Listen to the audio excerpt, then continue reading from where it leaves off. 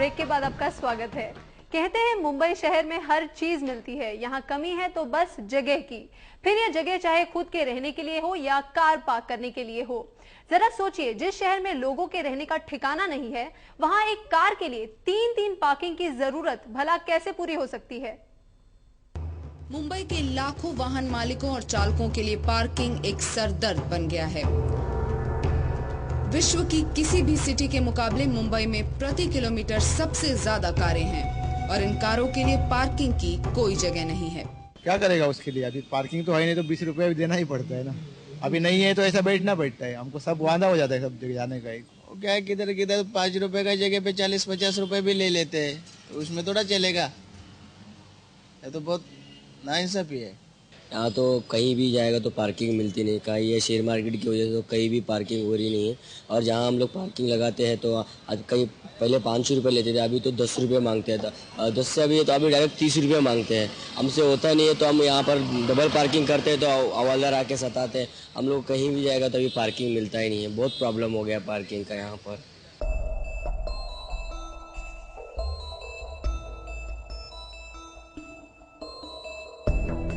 मुंबई की सड़कों पर हर रोज करीब 8 लाख कारें, 15 लाख मोटरसाइकिल्स, 15,000 ट्रक और टेम्पो और करीब 13,000 बसें चलती हैं।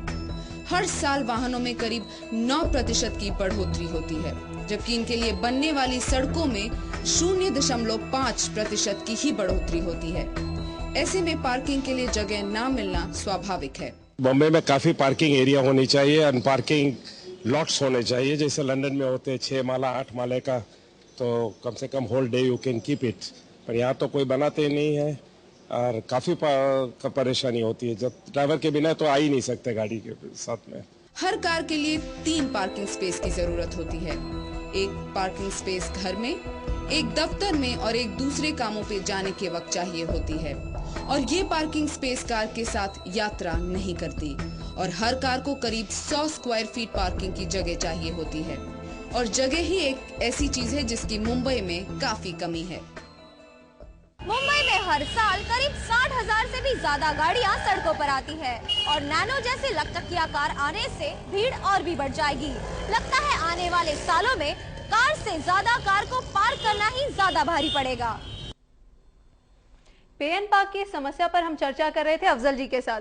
अफजल जी, ये बताइए, इलीगल एंक्रोचमेंट्स जब होते हैं तो उस एरिया के म्यूनिसिपल कोऑपरेटर को डीबार कर दिया जाता है इलेक्शन से, तो ऐसा क्यों नहीं किया जाता जब लीगल पार्किंग के अलावा इलीगल तौर तरीकों से पार्किंग के पैसे वसूले जाते हैं, तो ऐसे उनको इलेक्शन से डीबार क्यों नहीं किया जाता? मेरे ख्याल से सारी जिम्मेवारी ये बीएमसी के ऊपर जाती है जी, और पे एंड पार्क के जो आला अफसर जो हैं उन पे जाती है जी, क्योंकि उनके यहाँ पे फोटोग्राफ्स दे के स्पॉट्स को आइडेंटिफाई करने के बावजूद भी वो वहां से हिलना नहीं चाहते जी। तो मेरे ख्याल से ये गंभीर समस्या है और म्युनिसिपल कमिश्नर को इस पे बहुत ज्यादा ध्यान देने की जरूरत है। ये लोगों को लूट रहे हैं बस। जी अफजल जी, लेकिन ये बताइए कि जब यहाँ पर इतनी परेशानी है पार्किंग के जगह की, हम जानते हैं कि मुंबई शहर में हॉरिजॉन्टली बढ़ाने के लिए जगह की कोई भी गुंजाइश नहीं है, तो क्या वर्टिकली कोई ऐसे बिल्डिंग्स नहीं रेज कर सकते जिसमें मल्टी स्टोरी पार्किंग एरियाज बनाए जाएं, जिससे कि लोगों को इस परेशानी से निजात मिल सके? क्या ऐसा कोई तरीका बीएमसी नहीं ढूंढ निकाल सकती लोगों के लिए? मेरे ख्याल से फिलहाल तो बीएमसी इस पे मुहिम चला रही है कि भाई वर्टिकल पार्किंग लॉट दी जाए जी, मगर उसमें भी एक समस्या आने वाली है कि वो तो बन जाएंगे, मगर वहां पे जो रेट्स जो अगर वो चार्ज करेंगे ज्यादा जी, तो वो एक मुश्किल वाली बात है। लोगों को वहां पे मतलब है पार्क नहीं करने के बजाय वो लोग रास्ते में पार्क करेंगे, क्योंकि वहां पे फ्री में उनको पार्क करने की जगह मिलती है। तो रेट्स जो भी तय की जाए वो एक आम आदमी को रख के नजर में तय की जाए। लेकिन रेट्स तो तय किए गए हैं और उन रेट्स के हिसाब से पार्किंग के पैसे भरे नहीं जाते। वो मनमाने ढंग से, जो वहां के कॉन्ट्रैक्टर्स हैं, मनमाने ढंग से वो वसूल रहे हैं। तो इस तय करने के बाद भी कितना आम जनता को लूटा जा रहा है, तो उसके लिए क्या सोल्यूशन है? बिल्कुल, देखिए पे एंड पार्क के हिसाब के रूल के हिसाब से आप देखेंगे जी, तो उनको डिस्प्ले करना होता है उसका पे एंड पार्क का टैरिफ जी। अब ये कॉन्ट्रैक्टर्स क्या करते हैं, वो पे एंड पार्क का जो टैरिफ है उसको बिल्कुल झाड़ के पीछे या बिल्कुल कोने में वो लगाते हैं ताकि आम जनता उसको प्रॉपर्ली देख नहीं पाए बिल्कुल, और वो अपनी मनमानी करे, वो लोगों को ज्यादा से ज्यादा चार्ज करें जी।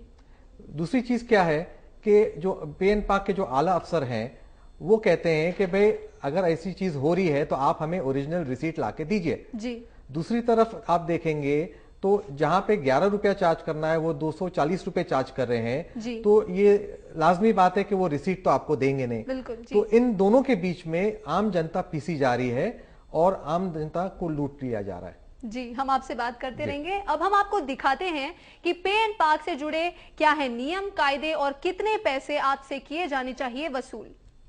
मुंबई में पार्किंग की परेशानी को देखते हुए बीएमसी ने पे एंड पार्क सिस्टम अपनाया। करीब 120 पार्किंग लॉट मुंबई में चारों ओर फैले हैं जिनमें ये सुविधा उपलब्ध है, लेकिन ये सुविधा कम और परेशानी ज्यादा है। बीएमसी ने मुंबई के पार्किंग की समस्या से निपटने के लिए जो पैसे देकर पार्क करने का सिस्टम अपनाया था, जिसे हम कहते हैं पे एंड पार्क, उस सिस्टम की ठेकेदार धज्जियां उड़ा रहे हैं। ये देखिए कैसे। कितना है 1 घंटे का? 10 रुपए मैडम। पर है कितना दाम? 10 रुपए घंटा है। नहीं, आपका कुछ रेट होगा ना, रेट कार्ड कहाँ है? ना, ये पावती में लिखा हुआ है पर आवर 10 रुपए। तो 2 फॉर 2 व्हीलर्स पर आवर 10, ये किसने तय किए हुए हैं दाम? मैडम यही बीएमसी का है। अरे तो 5 रुपए क्या है फिर? 5 रुपए अभी पहले था मैडम। नहीं तो कितना साल से बदल गया? ये 3 महीने हुए चेंज? हाँ, वैसा जो नया आते हैं जितना देते ले लेते हैं मैडम। ओके, अभी बढ़ गया है, 2-3 महीना हुआ है। आपको 2 घंटा लगेगा, 10 रुपए दे देगा। और आपकी मशीन कहाँ है? मशीन बिक गया है। मशीन कहाँ है? बिक गया है मैडम। बताओ। बिक गया, बनने के लिए दिया है। मशीन होती है ना? हाँ होती है ना मैडम। तो वो भी नहीं है? नहीं। अच्छा, कॉन्ट्रैक्टर का नाम क्या है? कॉन्ट्रैक्टर का नाम क्या है? कॉन्ट्रैक्टर अक्षर का है। कहाँ है, उसको बुलाओ। वो तो ऑफिस में रहेगा मैडम। तो आपका सुपरवाइजर कहाँ है? वो तो अभी नहीं है इधर। होना चाहिए ना उसको तो यहाँ पे। इधर है नहीं ना सर। अरे पर आप ज्यादा रेट वसूल रहे हो। 5 रुपया है बाबा। 5 रुपया ही है मैडम। अभी क्या करेगा, बरसात में भीग रहा हूँ। साहब लोग जितना खुशी से देते हैं ले लेते हैं। 5 रुपया 10 रुपया मुंबई में कोई देता नहीं देते हैं साहब। 5 रुपया ही है मैडम। अभी क्या करेगा, बरसात में भीग रहा हूँ। साहब लोग जितना खुशी से देते हैं ले लेते हैं। 5 रुपया 10 रुपया मुंबई में कोई देता नहीं देते हैं साहब। बीएमसी ने कुछ नियम और गाइडलाइंस तय किए हैं, जिनके अनुसार ठेकेदारों को पार्किंग रेट्स का बोर्ड खुले और स्पष्ट दिखाने चाहिए, लेकिन अक्सर बोर्ड या तो किसी झाड़ के पीछे छुपे होते हैं या नजरों से दूर। बोर्ड्स पर लिखे हुए अक्षर या तो मिट चुके होते हैं या धुंधले पड़ चुके होते हैं। ठेकेदारों को पार्किंग के एरिया को पीले रंग से अंकित करना होता है, लेकिन कोई भी नियम की तरफ ध्यान नहीं देता। टेंडर के जो टर्म्स एंड कंडीशन जो होते हैं उसके अंदर आप देखेंगे तो 2 मशीन होती है। जब गाड़ी आप एंटर करते हैं तो उसमें एक बिल दिया जाता है जिसमें कॉन्ट्रैक्टर का नाम, गाड़ी का नंबर है, टाइम जो इन है उसका डिटेल्स होता है। और जब आप गाड़ी लेके बाहर जाते हैं तो एक दूसरी रिसीट आपको दी जाती है जिसमें वो ऑटोमेटिकली मशीन टाइम कैलकुलेट करता है और घंटे के हिसाब से आपको पेमेंट करना पड़ता है। एक तो ये समस्या है। दूसरी समस्या ये है कि इनको कोटा कैबिन इनका होना चाहिए जो कई जगह नहीं पाया गया है। थर्ड थिंग जो है, इनको जो यूनिफॉर्म में होना चाहिए वहाँ पर भी लापरवाही बरती गई है। यूनिफॉर्म में अपना जो अटेंडेंट होता है वो यूनिफॉर्म पहनते नहीं है। स्टाफ जो है उनका मोबाइल नंबर, सुपरवाइजर का नाम नंबर नहीं होता है, नाम का कोई ठिकाना नहीं होता है। तो इस किस्म के वायलेशन हो रहे हैं। बीएमसी के अधिकारियों का मानना है कि नियमों का उल्लंघन होता है, लेकिन वो ठेकेदारों के खिलाफ कार्रवाई नहीं कर सकते क्योंकि कोई आगे नहीं आता। इसमें जो आपकी जो प्रिंटिंग होती है वो प्रिंटिंग में मतलब अलग फिगर लिखे रहते हैं और अलग पैसे लिए जाते हैं। यदि ऐसा इशू है तो बहुत इजी है प्रूव करना।